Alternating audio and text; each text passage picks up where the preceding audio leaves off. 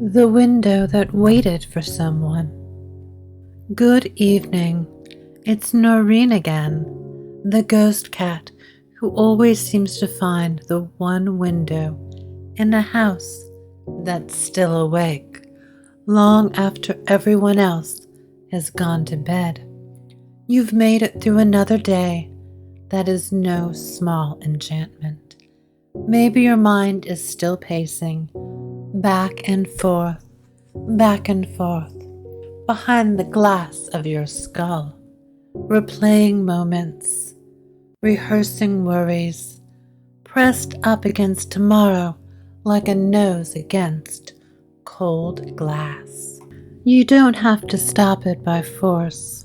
Tonight I've brought you a story about a window that spent a very long time waiting to be opened, waiting to be looked through, waiting for someone who would finally see what it had been holding for years. You don't have to do anything except listen or not listen. You can drift in and out, the way curtains breathe at an open window. I'll be here either way. Shall we begin?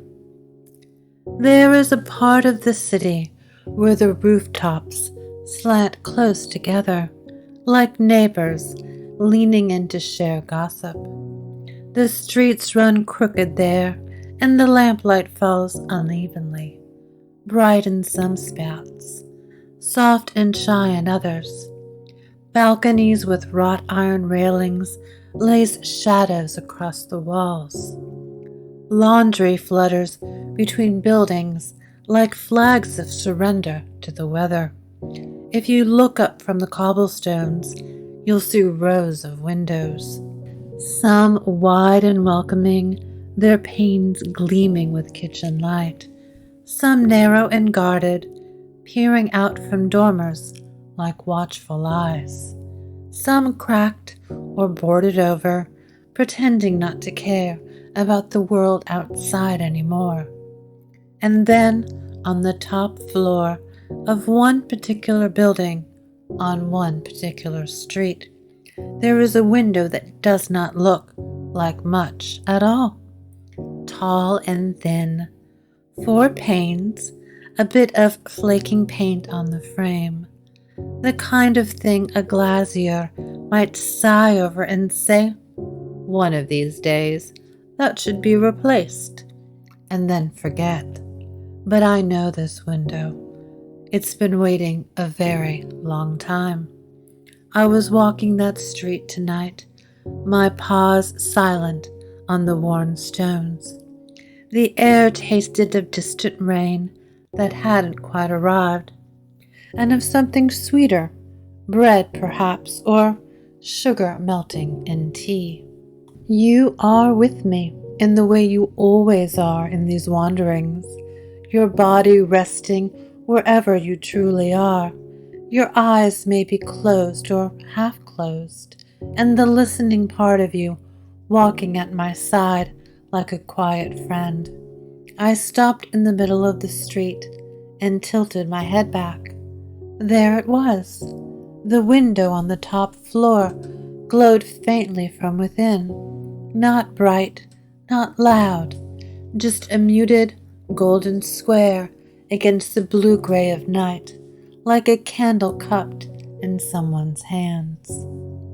Behind that glass I could feel it, longing, not sharp, not desperate, not tearing, just a steady yearning, like a song that has been stuck on the same note for years and is still waiting patiently for the next one. "Still waiting, are we?" I murmured. The window did not answer. Of course, windows rarely speak in words. They speak in fogged glass and cracks, and the way the light moves across their panes. "Well," I said, "you've waited this long. You can manage one more visitor." I flicked my tail. "Come along," I whispered, "to you. We're going to pay a call." You don't need to move a muscle. Just imagine, if you like, that you are standing in the street beside me, looking up at that thin rectangle of light. Feel the night air on your imagined face, cool on your cheeks, soft in your hair. Hear the city sounds, muted and far away, a car somewhere, a burst of laughter, a distant trumpet practicing the same riff over and over. Then picture the building leaning a little closer, as if it's curious too. I gathered myself and sprang up onto a low balcony, then onto a slanted roof, paws sure on the tiles. You follow in your own way, as thought, as dream, as the weightless presence that you are here. Soon we are perched just below the waiting window. Up close, the glass is smudged with age, a faint crescent where someone's forehead once rested often, a streak where fingertips dragged down absent-mindedly, a little starburst crack in the bottom left pane that looks like something gently collided with it one spring afternoon and apologized under its breath. I hop onto the narrow sill and press my nose to the glass. Inside, there is a room.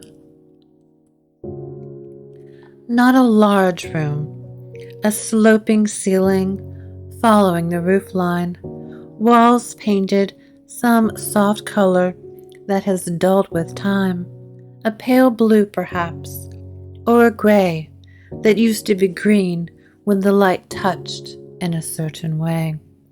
There is a bed under the window, pushed close so whoever sleeps there can look out without getting up. Its quilt is a patchwork of faded squares, each one a different memory. The pillow is dented in the center from many nights of heads turning back and forth on it. Along one wall, a narrow bookshelf sags under more books than it was ever meant to carry. Some lean, some lie flat. Some are stacked in small, uneven towers on the floor. Opposite the bed, there is a small desk. Its surface is covered in paper. Some sheets are blank. Some are filled with handwriting. Some are covered in little half-sketched drawings, like someone's ideas tried to become pictures and then drowsily wandered off halfway through. The lamp on the desk is on. Bent neck, small bulb, warm halo. Sitting at the desk, half turned toward the window, toward us, is a person. Their age, like so many things in this world, is a bit unfixed. To some eyes, they might look young. To others, older. But inside, they are right at that place where life has piled up enough years to weigh heavy, and yet still expects them to be endlessly hopeful. Their shoulders are curved forward, not from poor posture, but from carrying too many invisible things. Their hair is pulled back in a way that suggests they forgot they did it. Their hands rest on the desk, empty, as if they meant to write something and then lost the thread. Their name is Lena, or maybe it's Eli, or Ren, or something else entirely. This room doesn't care much about names. It knows them as the one who looks out. Lena has been sitting at this desk for a long time, not just tonight, not just this week, for years, in one form or another. Sometimes writing, sometimes drawing, sometimes staring at the stack of bills in the corner, or the unfinished letter, or the list of things they are supposed to do tomorrow, but always, eventually, turning to the window. That window has been their companion through many seasons. They have watched rain streak down the glass on lonely autumn evenings. They have watched snow gather in the corners of the panes in winter when the heat was stingy and the nights were very long.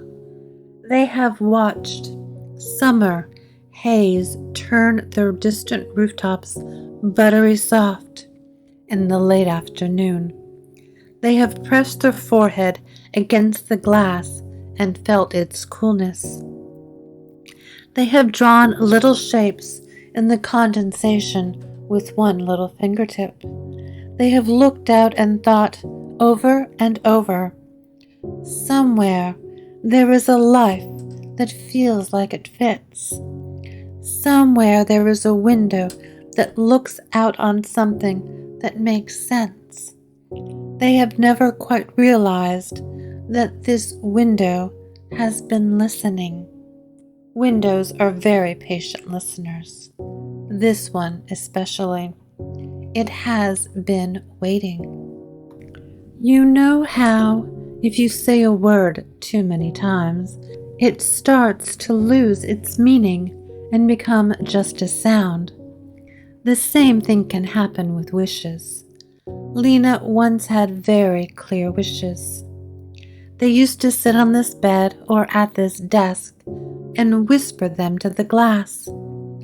I wish I knew where I belong. I wish this room felt less like a pause and more like a beginning. I wish I didn't feel so left behind. I wish I knew what I'm meant to be doing with my brief little life. The window had no answers, of course, but it had eyes. It watched the way Lena's face changed with each year, the way their laughter grew rarer but deeper, the way their hands acquired little scars and calluses from jobs and chores and small accidents. It watched through days when Lena had friends over and the room buzzed with voices and overlapping stories, and the window fogged gently with the warmth of it. It watched through other days when Lena did not speak to anyone except the kettle, the cat in the alley, and the sky. At some point, no one could say exactly when. The wishes stopped being spoken aloud. They drifted inward instead, looping quietly around Lena's thoughts like fish in a deep pond. The window felt them all anyway. Wishes are like light. They find their way to the glass. In the evenings, when Lena sat and stared without really seeing, the window stored those wishes. They settled in the very thin space where outside meets inside, between the cold and the warmth, between the world and the room, between what really happened and what did not, layer by layer, year by year. The window filled up with them. That's why the glass smudged so easily, why the light coming through it always had a slightly wistful quality, like sunlight remembering something it meant to say. And that is why tonight I have brought you here, because the window, after all this time, is ready. It does not need to hold all that by itself anymore. It's waiting for help. It's waiting, in fact, for you. Don't look so startled. You are very good at this, whether you believe it or not. You've stood at many windows in your life, real or metaphorical, and looked out. feeling the ache of wanting and not knowing. You've pressed your hands to invisible glass more times than you can count. You, of all people, understand what it means to wait. That makes you a very good companion for a window that has been doing the same. You do not have to fix anything for Lena. You do not have to fix anything in yourself. You do not have to pry the window open with sheer will. All you have to do is be here, to let your quiet attention rest on the glass with mine. We can do the rest together.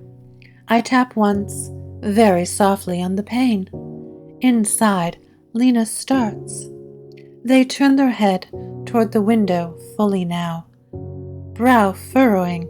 For a moment, they see only the street, the rooftops, the reflection of their own tired face overlaid on it all. Then, for reasons they could not explain, they get up. The chair scrapes gently against the floor. They cross to the window and rest their hands on the sill, fingers spreading over the old paint. Up close, the city is a series of small, ordinary miracles. The glow of a lamp behind lace curtains across the street. The silhouette of someone watering a plant on a balcony. A pigeon fluffing its feathers as it sleeps on a ledge. Lena watches without really seeing, the way one does when one is very tired. The window on the other side of their fingertips trembles slightly. All right, I whisper more to the glass, then to the person behind it. You've been very brave. Let's slow this down. To you I say, let's breathe. In and out. No hurry. Feel your own breath in your own body, wherever you are. In, letting your chest and belly rise gently. Out, letting them fall, like a curtain settling after a breeze. If you like, you can imagine that each of your breaths fogs the inside of that window a little, not from strain, from softness. With every exhale, a little oval of mist blooms on the glass where Lena's breath meets the cool. The window has known this feeling for years. It understands it. It relaxes. Somewhere inside the very thin place between inside and outside, one of the stored wishes stirs. The first wish is small. So small that Lena stopped noticing it years ago. I wish someone would see how hard I am trying. That is all. Not, I wish I were famous. Not, I wish I were perfect. Just, I wish someone would notice that I am doing my best, even when it looks like I'm standing still. The window has held this wish through many afternoons when Lena stared at a blank page and felt like a failure, through many mornings when they dragged themselves to work or chores or appointments with a heart that wanted only to stay curled up under blankets. Now tonight, the wish rises and presses itself gently against the glass. You might feel it, even through the story, like a little knot in your own chest that tightens, then loosens a bit when acknowledged. I see you, I say to the wish. Windows don't have ears, but they have vibrations. The sound of my words hums through the wood of the frame, through the thin glass, into that space where the wish rests. You say it too, if you like. You don't have to speak aloud. I see how hard you've been trying. Say it to Lena. Say it to yourself. Say it to the part of you that still believes you should have done more, been more, fixed more by now. You've been doing your best with what you had. The window knows. It has been watching. The wish softens. It does not vanish.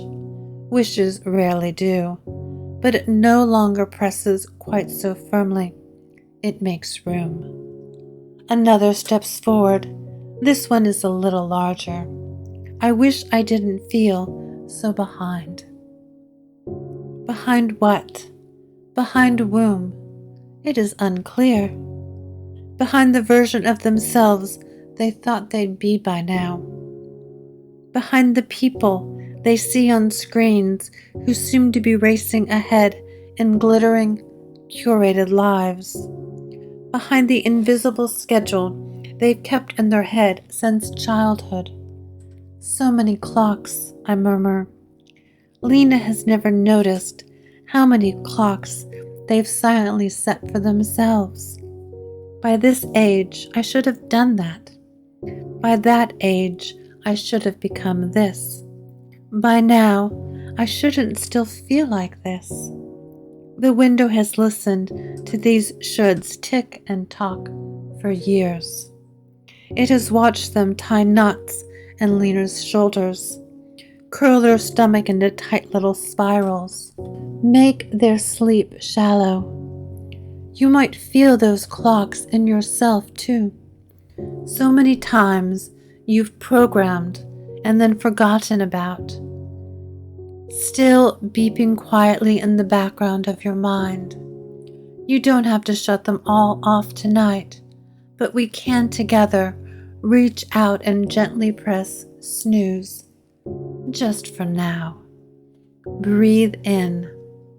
As you inhale, imagine drawing your awareness away from all those scattered clocks, those schedules written on water, and into this single moment, the lamp, the window, the night.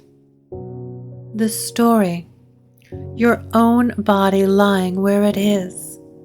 Breathe out. As you exhale, imagine the clocks dimming, not stopping, not exploding, just lowering their volume. Their tickering growing into a soft, almost pleasant murmur that you can barely hear. You are allowed to be exactly where you are in your life. Not ahead, not behind, just here. The wish about being behind loosens. It slips further back into the window's storehouse, no longer pressed against the glass. It will surface again, of course, on other days, but for tonight, it gives Lena a little more room to breathe. The window glows faintly. It is working. There are many wishes in this window. Too many for one night, really. We won't sort them all. We don't have to. This isn't therapy. It's a lullaby.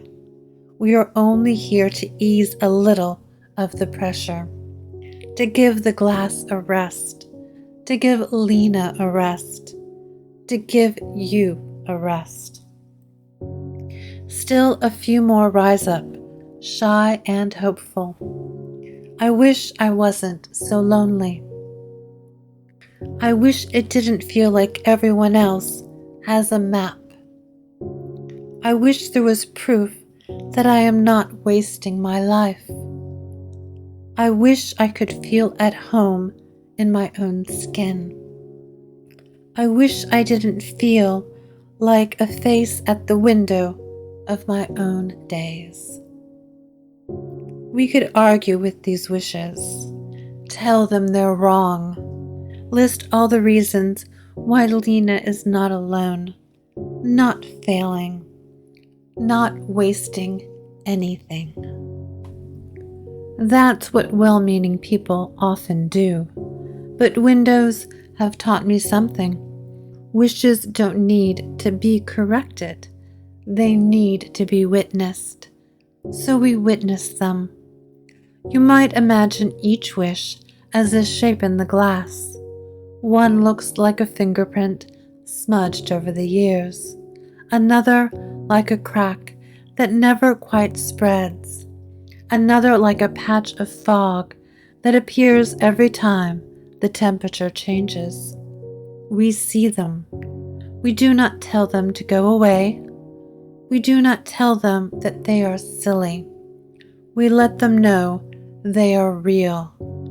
Sometimes that is all it takes for them to stop hammering on the glass and curl up instead, like small animals who finally felt safe enough to sleep. Lena doesn't know any of this is happening, not consciously. They only know that as they stand here, hands on the sill, something is different. The room feels less cramped.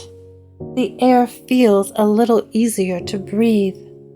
The night outside, instead of looking like a wall of darkness, looks spacious, like there is room in it for them after all. They press their forehead gently to the glass.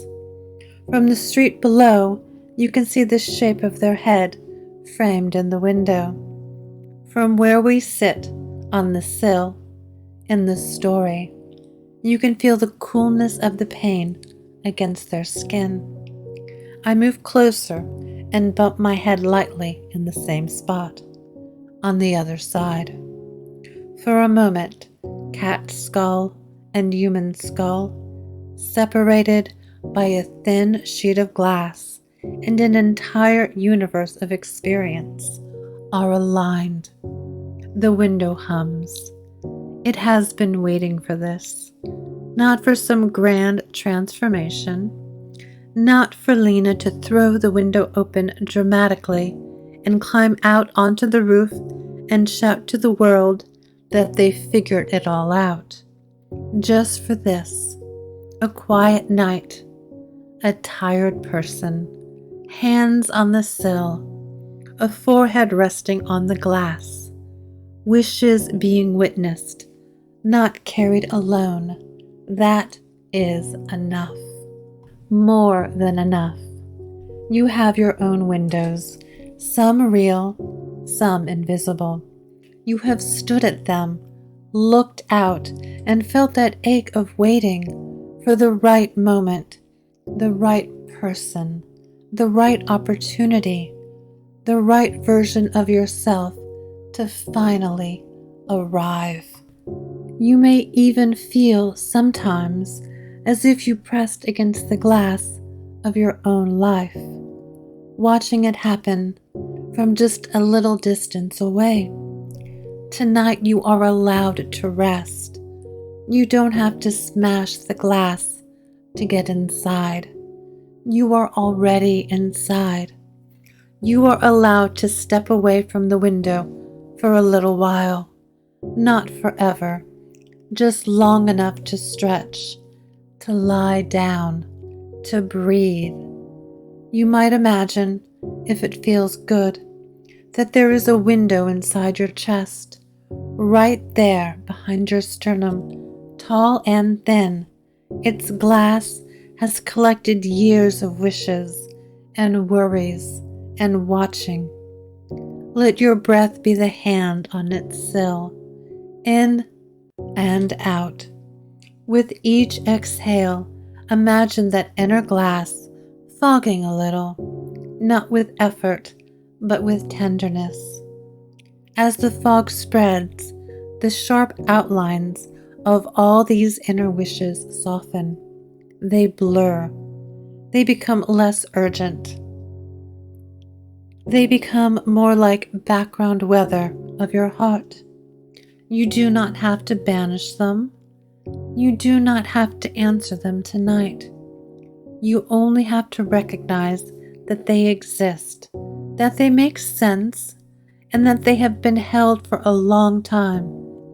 by a very brave body, yours. That recognition alone can make the window feel less brittle. It can make you feel less like you're about to shatter if one more thing leans on you, and more like you see a threshold, thin but resilient, between your inner world and outer one. You are doing very well, you know? You may not feel like you are, but you are. The windows know. So do I. Back in the top floor room, Lena lifts their head. They look out one more time. The street is quieting. A late passerby hurries along with their coat pulled close. Somewhere, a door closes. A light goes out. Another goes on. The sky is a deep, soft navy. A few stars have appeared between the clouds, like thoughts that finally make it to the surface of the mind after a long time hiding. Lena sighs. Not a dramatic sigh, not a despairing one, a sigh of release, of I cannot fix everything tonight, and maybe I don't have to. They reach up and almost without thinking, unlatch the window.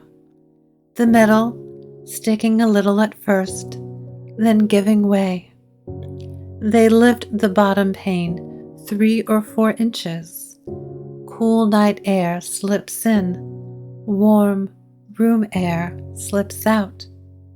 The window, after years of being closed more often than not, feels this exchange like a stretch after too long cramped.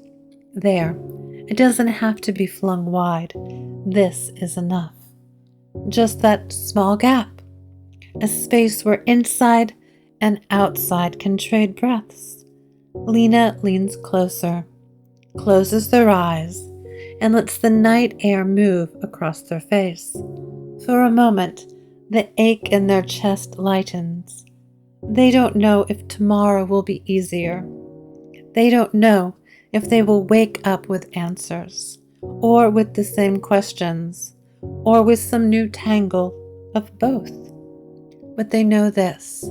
Right now, in this sliver of time between one day and the next, they are allowed to simply exist, not achieving, not performing, not proving, existing. You too. You are allowed to exist tonight without justifying it. You are allowed to lie where you are and breathe, even if you feel you haven't earned your rest. You have, by being here, by living this long, by feeling as much as you feel and still showing up. That's more than enough. Lena closes the window again after a while, gently, carefully. The latch clicks softly into place. They turn off the desk lamp. The room sinks into a quieter darkness, tinged faintly with the street's reflected glow. They crawl into bed, pull the patchwork quilt over themselves, and lie on their side, facing the window. From the street, the lit square of glass becomes dimmer. From here, in the story, we can see their eyes flicker a few times as thoughts come and go. Then their breathing slows, in and out. The window watches. It has done a good job tonight. It has let some of its burden be seen. It has allowed the wishes it held to stretch, to be acknowledged, to rest. It can keep waiting, not in misery, in patience. It knows now that it is not the only thing holding Lena's yearning. The room holds some, their body holds some. The night holds some. And tonight, for a little while, you have held some too. You did that just by listening, by walking with me, by lending your quiet attention to the glass, by letting your own inner windows be softened in the process. That is a kind of magic. We climb back down from the sill now, you and I, roof, balcony, street. The building straightens slightly as we all go, as if we've adjusted something in its posture. The night breathes around us. You can feel, in your real body, the surface beneath you, the shape of your limbs, the weight of your blankets, the way your head rests against your pillow. You might notice your breath is slower now, in and out. There may still be thoughts. That's all right. Let them pass by your inner window like people walking along the street outside. You don't have to invite them all in. You don't have to lock them all out. You can simply see them. You are the room. You are the window. You are the one who is allowed to rest. I curl up beside you, as always, in the space just next to your awareness, where comfort lives. I am exactly as heavy as you want me to be. You did well, I tell you softly. You visited 3 houses and a staircase and now a window, all in a handful of nights. You've kept so many thresholds company. You might not remember all the details when you wake. That's all right. You'll remember enough. The feeling that there are houses in the world whose walls can learn to breathe again. That there are staircases that lead somewhere gentle. That there are pools of moonlight willing to hold your heaviness. And that there are windows, inside and out, that have been waiting for someone like you. Sleep now. Let your own inner glass fog over completely with the warmth of your dreams. Outside, the city will go on turning. Windows will go on watching. The moon will go on listening. And I will be here in the in-between, keeping watch on the edges of your rest. Good night. We'll visit another threshold soon.